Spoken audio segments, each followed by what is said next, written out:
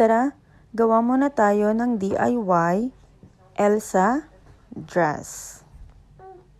So, bumili lang din pala ako ng wig, tiara at wand na gagamitin niya para sa kanyang photoshoot. At ginaya ko na rin yung buhok ni Elsa.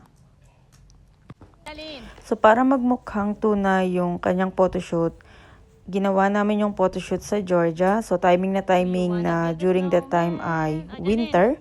So, makikita nyo naman na naglalaro siya sa snow at tuwang-tuwa siya sa kanyang ginagawa. So, enjoy nga siya sa photoshoot namin. So, meron din siyang mga video na kinakanta niya yung kanta ni Elsa. At magaganda din yung kuha ng kanyang photoshoot. So, kahit kami ay nag-enjoy din dahil first time nga namin maka-experience ng snow. So, dream come true talaga at syempre ay na-experience namin ang snow. At sobrang dami din pala ng kuha naming pictures dito. Pero syempre, nakafocus kami sa aming daughter na si Jaylin sa pagkuha ng pictures.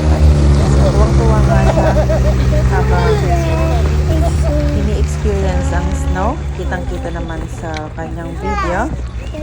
At syempre, ang gaganda ng kanyang mga kuha at talagang nag-enjoy naman kami. So, makikita nyo naman kung gano'n niya in-enjoy ang photoshoot niya sa Georgia. Ito pala ay sa Georgia, sa Godauri, Georgia namin ginawa ang kanyang photoshoot. So, saktong-sakto din dahil meron siyang Elsa costume at doon na rin namin ginawa ang kanyang photoshoot.